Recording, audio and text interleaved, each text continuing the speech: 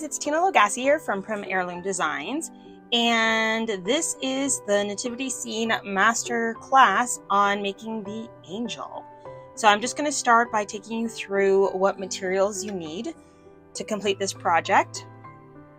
First of all, you need to print the pattern sheets on sulky at full scale, and there's a 3-inch scale bar here that you can use a ruler to verify that you are indeed printing to the right size, and it should be at full scale if your printer has an option. Full scale or 100% is usually what it's called. The first sheet, I highly recommend you print it on sulky because there's a lot of embroidery on that and we want that to look really good. The second sheet though, you can get away with just printing this on a piece of paper or use quilter's freezer paper, and then just cut out the pieces and cut out around them on your felt. Then we've got our wool blend felt. This has been pre-shrunk and it's ready to go. If you bought the kit, you still need to pre-shrink your felt. And then you're gonna want to get the floss. So the color map that I'm using for this, it'll be posted in the links below, but these are the DMC color flosses specified. And then I've got a head bead. It's a 20 millimeter and it's 2 8mm beads for the hands. And then I've got auburn yarn, and I quite like this one. Is a really pretty color. It is Lion Brand color number 135J. Anything equivalent will work. I just really like this one. All right, and then if you did not buy the kit and you're making the face on your own, you're going to need some Jelly Roll markers. These ones are Jelly Roll in black and in red, and the brand is Sakura, and they work really well to mark up on the beads. And also, you can use just a pink pencil crayon, but I've started to really enjoy using just some old blush if you've got that lying around to paint the blush on the angel face. Okay, and then you're gonna need some iridescent white beads as well as pink pearl. Those are size 11-0 and actual pipe cleaners. And then in addition to that, you're gonna need some stuffing. I have sheep wool stuffing here. You can use polyfill, it's up to you. And then in addition to that, you'll need a stuffing tool. Will make things easier. White glue, I just use Aleene's tacky glue, but you can use the regular one or whatever you're comfortable with. I always have a hot glue gun on the go, and wire cutters, and just basic sewing supplies like needles. So we're gonna start this off. I'm going to take the pattern sheets and I'm going to rough cut around each of the pieces. All right, so once you rough cut around all the pieces, the next step is to adhere the sulky to the corresponding felt colors. So the sulky has an adhesive backing on it, and you're just gonna go ahead and stick it directly onto the felt. This enables you to embroider with a nice, easy to see guide, and you'll get much tidier, kind of perfect embroidery every time by using the sulky for this. So and then I'm just going to rough cut around each of the pieces again as such. And you will notice on the body pieces there are these lines coming in. Those are guidelines for when you're sewing afterwards. They are not embroidery lines, and they are not lines that you cut into. Okay, and then coming back to this little piece, it's just a reference. You may want to hang on to it because when you go to draw the face on it, you may want to stick this on, give you a bit of an idea of where the features go if you're not comfortable drawing on the bead. So we're just going to put that aside and keep it for later. All right, guys, I am back. I've cut out all of the pattern pieces onto the felt, rough cut around, and now I'm ready to show you a bit of the embroidery. So I'm going to start by showing you this fun design. So this is the wing inset. And this just gets kind of back stitched on with a silver DMC metallic floss. And if you've been following along with the other videos, you'll be very familiar with the back stitching. So I'm just going to come in here and make a stitch. And then go back on myself. And this is a single strand of floss that I'm using. I like to use single strand of the metallics and double strand, 2 strands of the DMC floss. Okay, and then you can see when you come up to one of those curls, you may want to start to take a bit of a smaller stitch. You'll notice that it ends with a little, these all end with a little circle. That's where you're going to put some beads. So that's not for embroidering. We're just going to come in here.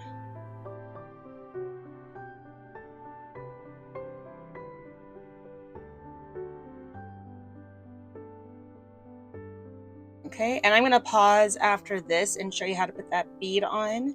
But normally I would finish all of this stitching first, and then I would go back and pop the beads in place. So when you go to put that bead on, you're going to want to make sure that you use a beading needle that's got a small enough head on it that it will make its way through your tiny little beads.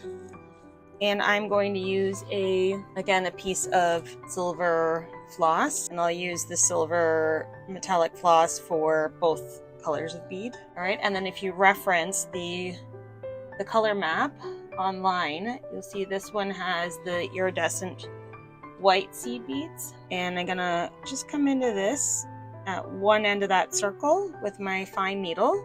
I'm gonna pick up a bead, and I'm gonna go back through the other side. Okay, so that's how you'll do those, and you'll do them at each of these locations, and you'll do that for both of the wing insets. Okay, and for her sash, I'm just going to I'm using actually 4 strands of thread, and you're actually going to come inside. Instead of going around the outline, you're going to do a back stitch inside of here. And where you can, such as this part's a thicker part, you're going to do 2 stitches. So you're basically going to be filling in this area using a back stitches, and along here, for example, I'm going to do a single stitch because that will fill in that inside. So you're not going around the outline, you're just filling in the outline. And I'm just going to show you the G. It's a bit of a complicated one, and then you can see. So here, I'm going to put 2 stitches side by side to fill that in. And then I'm going to come back to like a back stitch.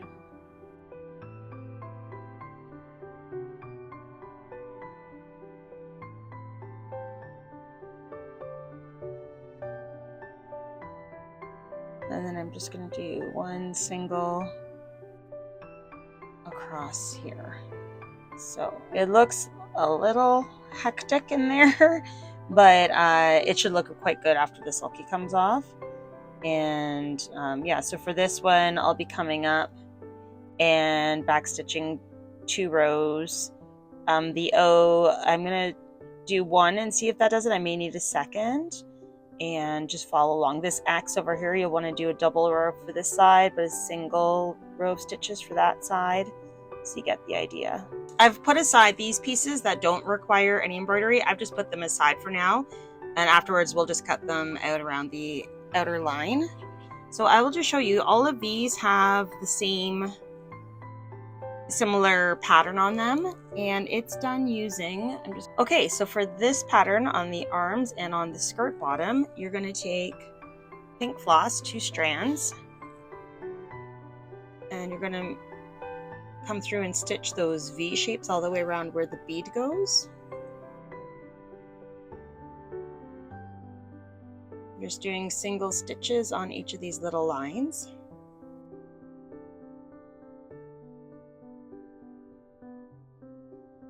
Okay, so once you do that pattern to these other 2, you're then going to switch to your silver, and you're going to come in to each of these bead locations. And this time you're using the pink. Again, just reference the color map. It outlines all of the colors and where you're using what, if you're going to be using the same colorway as I am. And just going to pop that on just like how you did the last beads. And then while I've got this on here, even though I've got a small needle, it's quite efficient for me just to come in here and do this silver backstitch along this line. So I'm just going to do that.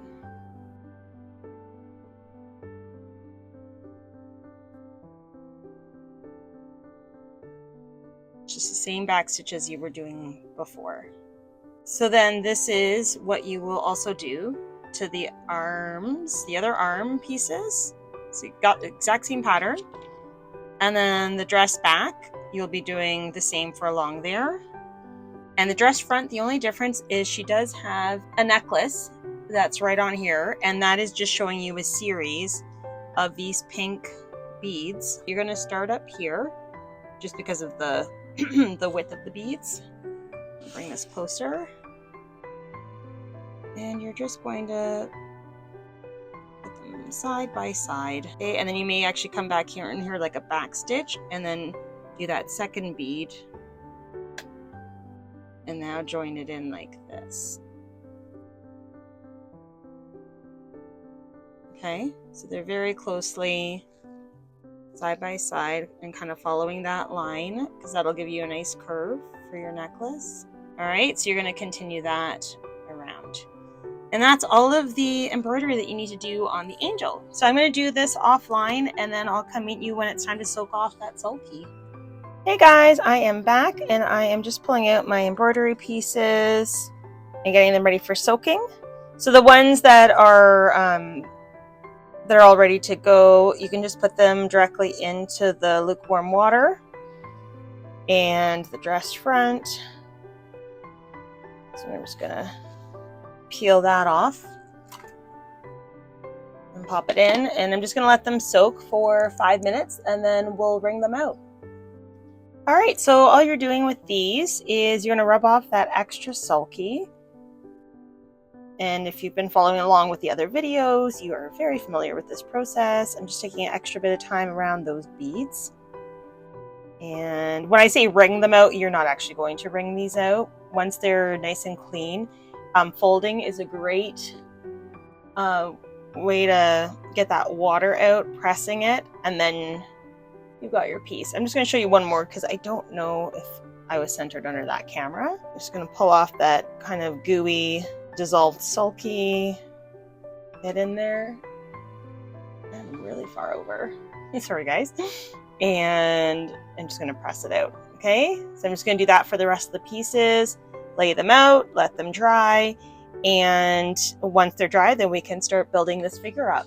Hey guys, welcome back. So we're going to go further with this angel for the nativity scene. I've got all of my parts all here, all the sulkies dried, and now we're just going to follow along with the instructions on how to put this together. So much like all the other figures, we've got a body front and back, and we're going to start by boxing that in. So I'm going to position these so they're mirror images on top of one another, and I'm going to use this piece to see about when I should be starting my whip stitch, and I'm going to come in there and I'm going to whip stitch from there all the way down up to about the same point on the other side.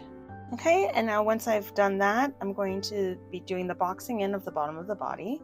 So I'm going to pull apart this bottom and make sure that my side seam and bottom seam are on top of one another. And I'm going to take my ruler and from that tip, look at about 1/2 inch down, which is there, and I'm going to do a running stitch along that location, and I'm going to go back and forth several times. And once I'm done that, I'm going to come over to this edge here, measure in the 1/2 inch, and do the exact same thing. So then I'm going to end up with the running stitch line along here and along there. Alright, so you can see I've got the bottom boxed in, I've sewn several times up and down those two sides, and now we're going to flip this body right side out, going gently to avoid breaking any seams. Alright, and once you do that, you can just push it out. Sometimes I like to grab a pencil and use the eraser end to make sure, just gently push, make sure that I'm all the way out. And then you do want to double check that your body front, so you're going to be, that's the front of the angel. So the pipe cleaner is going to go on the back. So I've got my piece of pipe cleaner cut, and that it goes down fairly far, and it has to do with the fact that you're going to be kind of bending and manipulating her body quite a bit at the end. So I'm just going to go down in there glue. Get that pipe cleaner right down in there. So it runs literally down to the very bottom, okay? And then for this one, she's not a standing angel, she's a flying angel. So this body just gets stuffed with polyfill, or I'm using sheep wool stuffing. You do not need to stuff the bottom with anything weighty like rice or anything, okay? So I'm going to stuff this bottom cavity till it's nice and full, and then I'm going to continue to whip stitch around and then over top of the neck. Right, so you can see that I've started my whip stitch up again here. I've come around the neck. I've gone a bit past, and I'm going to continue to stuff the upper part of this torso, like so. And as I come around, I'm just going to keep stuffing until I've closed off this open edge. Alright, and so now I've got her fully stuffed, and I'm just throwing these last stitches in here to close up that body.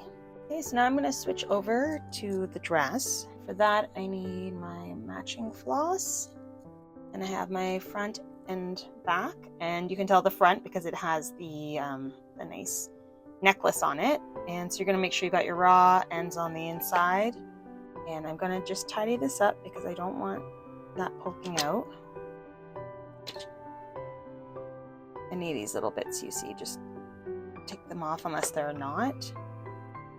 Alright, and so having these facing together, we're going to just sew up the shoulder seams on both sides. I'm just coming in there.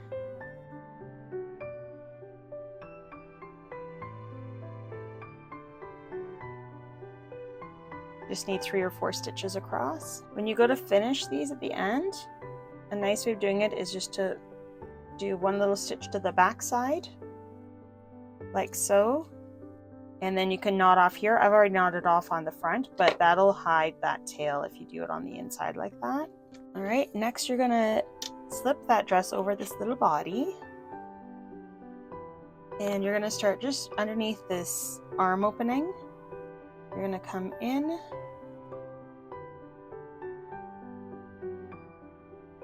and sew that side across. And honestly, this side, you do not need to have it assembled together. In fact, just so that you can see, you can just do it freehand. It's that second seam that's really more important to do when this is installed on the body. So for this one, we're just gonna come on down with that whip stitch. Okay, so you can see I've done whip stitching along the one side. So now I'm gonna pop this body in there, making sure that I've got the popped out hip on the same side as the popped out dress. And then you can see how it's now starting to get snug on her, which is perfect. So on this side, you're again going to start up in that arm cycle at the very bottom of where the arm goes. And we're just going to sew that dress shut on this side. And the bottom will be left open. Alright, so you can see here, I've got the dress assembled to the body. And the next step is we're going to move on to the arms. So I have my pieces laid out so that I've got my mirror images on top of each other. And we're going to take our 2 pieces of pipe cleaner, and they're going to go on these bottom pieces. So that just a little bit of the pipe cleaner juts out. Another side, that's going to be for assembling the little hand to afterwards, like so. And I'm just going to add some glue to glue that pipe cleaner into place. Make sure that that end does not come beyond that shoulder. You're going to want to position that pipe cleaner so it's coming pretty much in the center of the 2 ends. Then you're going to do the same thing to this side, okay? And you're going to let that dry for a moment. Next, we're going to take these and you're going to flip the top onto the bottom, both of these. And like all of your other arms you've done up until now, you're going to start a whip stitch at that bottom corner. And you're going to make sure that all these little straggly bits from the back are pushed inwards. They're not going to be showing out of your seam. And I'm going to whip stitch all around this edge and stop there. Alright, so you can see I've stopped just before that that inner elbow, and I'm going to take a little bit of stuffing and my tweezers, and I'm going to just pop it into that opening. Okay, and then I'm going to continue to stitch, and then I'll be stuffing this area as well. Okay, so you can see I've got that arm complete, and I'm just going to make sure that my stuffing is nicely tucked up there. And then I'm going to finish this one off with a little hand bead. So that'll go right on there.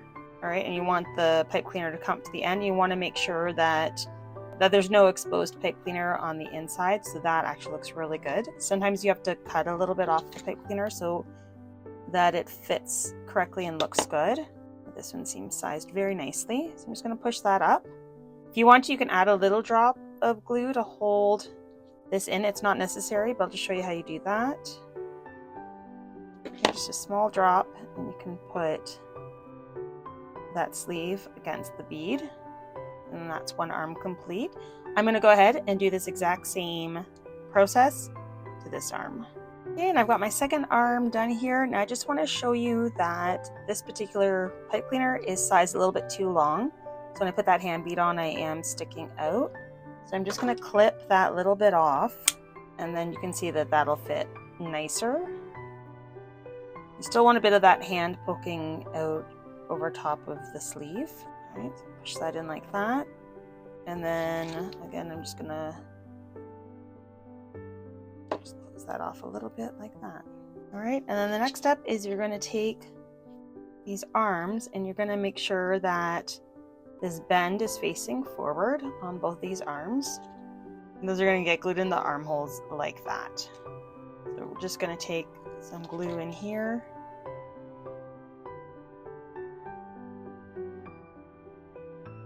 Okay, and put that in.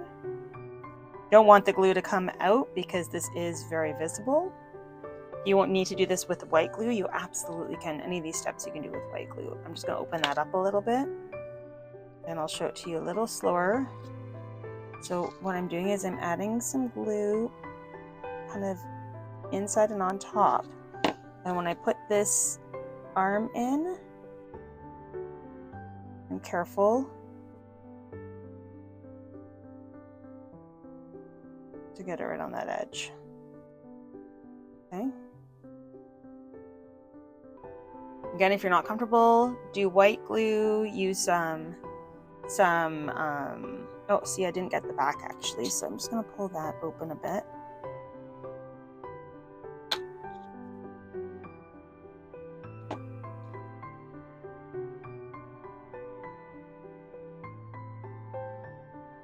Use white glue, use whatever you need. All right, and those arms we will bend into position afterwards. And the next step we're going to move on to is the face. So I've got my little face bead here. For this one, again, like the other ones, I do have a guide for you. So I'm going to take my bead with the stripy side facing side to side, and I'm going to draw a line that's as close to the center as I can do. And then I'm going to go to my top of my bead and draw a light line that goes from the top to the bottom of those bead openings. And then if you were to use this guide and line up the bottoms of those eyelids to the bottom of that horizontal line you did, and you'll just be using this as a bit of a guide, come on the other side and draw through where those features are located. I'm going to freehand it, so I'm just going to come in here and draw two downturned eyes. Alright, and the mouth, I'm just going to put where I want to locate it, basically. About there. And then I'm going to take my black Sakura pen, and I'm going to come in. I can't talk when I do this part. Just like that. And if you wanted to, you could come in and put a few little tiny marks for eyelashes. This particular pen's a little too juicy for that, so it may start to bleed. I'm just going to leave it there. But if you got a Sakura that doesn't have as much ink in it, it's a lot easier to do those little markings. It's also not necessary to do them. And I'm going to come in with my red, and I'm going to erase that little dot that I'd made, because because I know where I'm going to put that, and it's just a circle for the mouth. Okay, just like that. And then the last thing you want to do, so let's pretend that I have waited adequate time for those eyes to dry, because you want to leave a few hours. You can see they're still a little bit wet, especially on the edge, but I am carefully going to come in and do this right away. So please don't do what I'm doing, because you really do risk messing up something that you've already taken time to put together. And I'm going to come in with my blush, and I'm going to take one of my Q-tips that I just used for this, and I'm going to give her some nice blushed cheeks. You can go really big, you can use your finger if you feel like you came too dark on it, and if you really messed up the placement of the cheeks, you can also erase the blush. It works well too, but I'm pretty happy with those. And then whenever you use the blush, okay, once you have that face done, you want to definitely use something like this. It's a matte varnish. If you want a glossy face, you could use a gloss one. And this will set everything so that the blush on the cheeks won't rub off on you. So you're going to want to spray that in a well-ventilated area and let it dry off to the side. All right, so once your bead is dry from spraying it, you're going to want to take your hair pieces, and this is actually a 4-ply yarn, but I've just unwound it to have 2 plies that are still wound together. I've got one straggler here, but that's fine. So you're just going to take 4 strands, 2, 3, 4.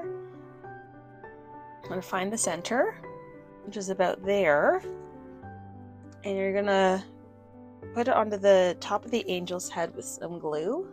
So about there is your halfway.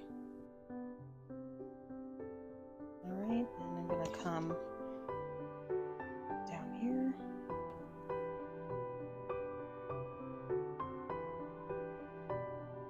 I came a little far from the front, so my next batch, I'm going to go bring her hairline down a bit.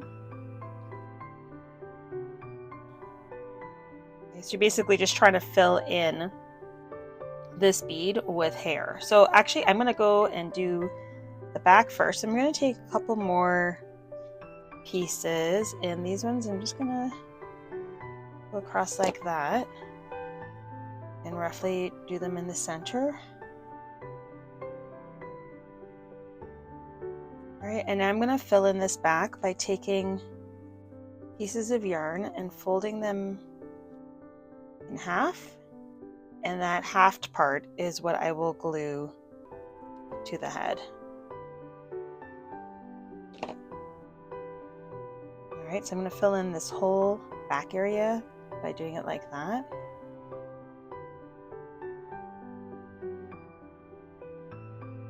Okay, so just like that, and then I'm going to come back to this front, and I'm going to grab, oh, let's see, maybe I might go ahead and do all 3 of these. I'm going to grab what I have left here. All right, and find my center, my approximate center. And I'm just going to throw a little bit more glue in the center area. Put those pieces there. Yeah, I'm much happier with her, that being where her hairline is. All right, and then again,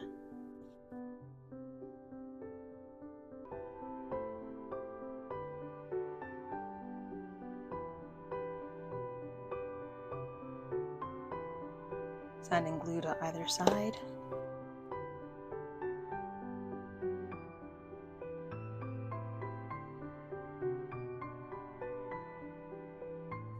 Okay, now I'm going to go back in underneath, and where her hairline, I'm basically going to secure the hair to form a hairline. So I'm going to come in here, and I want her hair to be attached to her head kind of up to about that point. You can think of how your hair goes and where your hairline is at the back. I'm sort of mimicking that sort of idea. And I'm going to come in and do the same over here. And come down and across a little bit with my glue. Like that. All right, and then the next part is to kind of form a bit of a bun. You're going to take your hair and twist it as though you're doing a bun, like that, and you kind of want to create a bun like that with it twisted around. I'm going to want it to come around like that. Okay, when I'm happy with how it's looking, I do need to start to glue it. Start by gluing that bottom area first.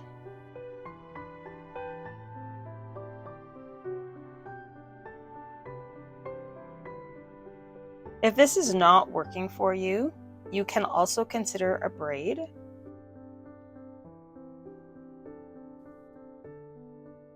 This is pretty much all I'm trying to do, is just give her some bit of volume up there with that hair. So the next step is you need to make a strand of beads. So I'm going to take a beading needle, 2 strands of floss, and I've got my beads here. And to start this, I'm going to just grab up a single bead, and to make it easier to tie it off after, I'm just going to tie that bead on. I'm going to make a knot. Okay, and I'm going to continue to load this strand up with beads, and you want this strand of beads to measure approximately 1 3/4 inches long.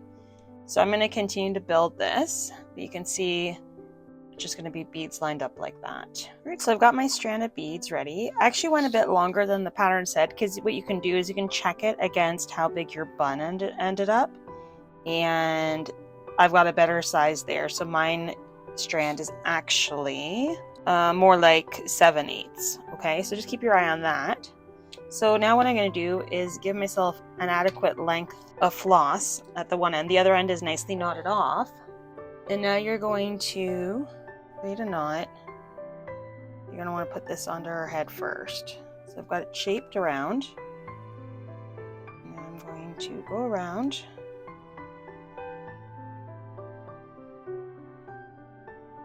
Her bun.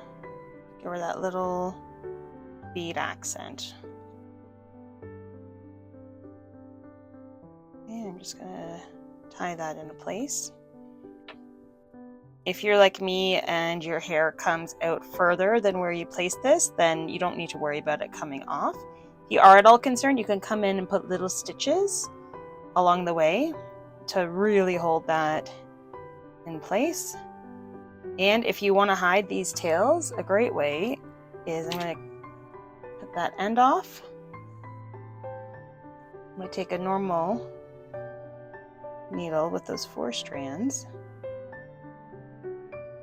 And I'm going to actually, if I've got enough of a tail in there, I'm going to come in and hide it on the inside. Okay, and then I'm going to cut this off close so that you won't see it. All right, and then you're going to take the head and mount it on the neck like so.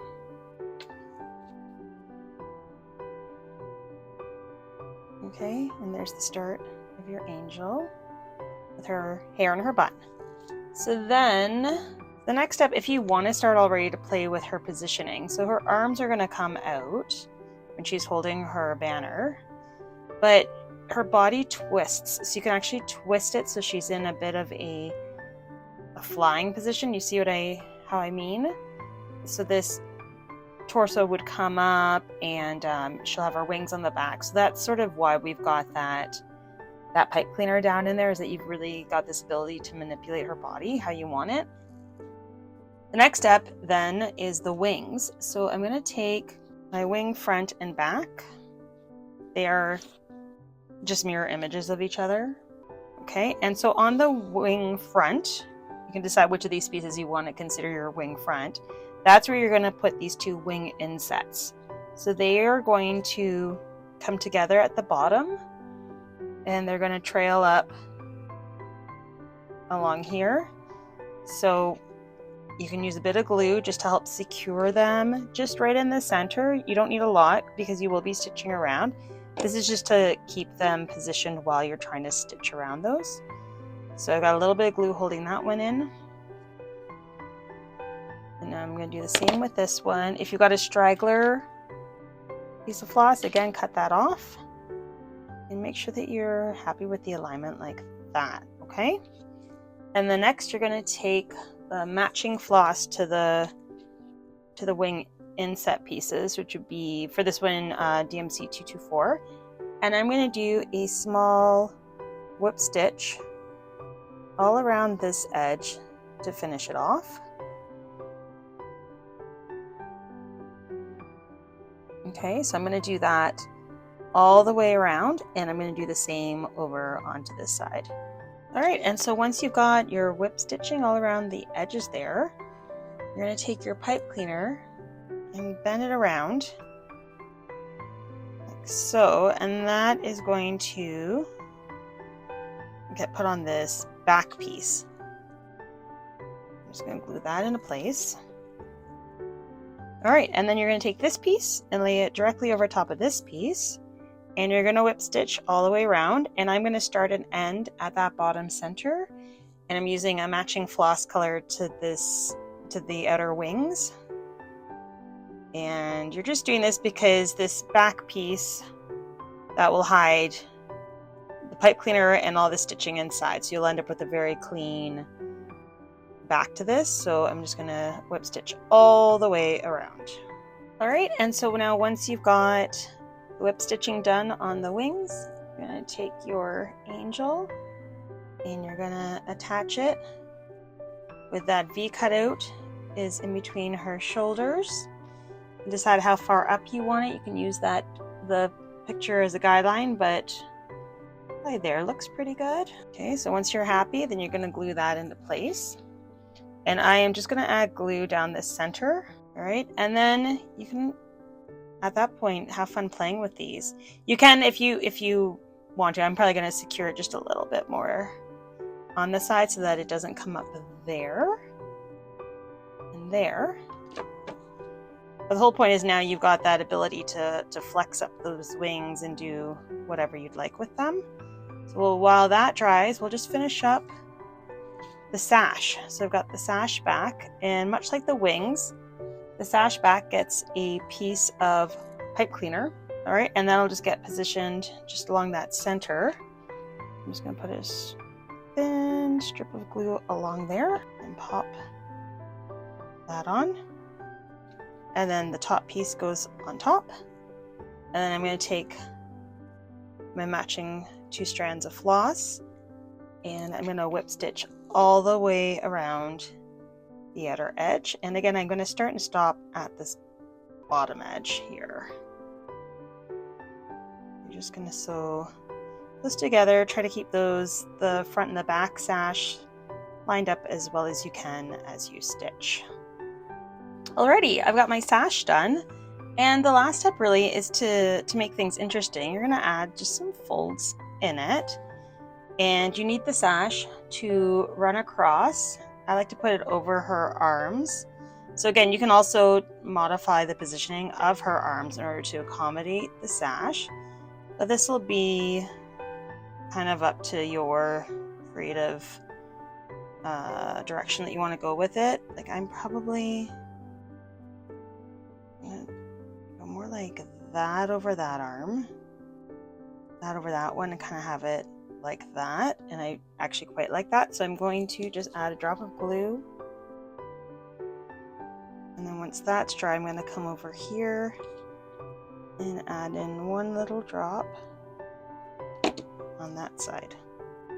So with the angel, because she is hovering, when you set up your nativity scene, you're going to want to put something, like I like to do a piece of fishing line up off of her, up off of this upper area, and hang it from, you can hang it from a very tall place like your ceiling, or I will also link in the notes, the description below, the idea of putting her, even hanging her from an ornament stand in the background. And if you end up making the stable, you can also have her kind of coming off the stable in another way. All right, so that is the angel.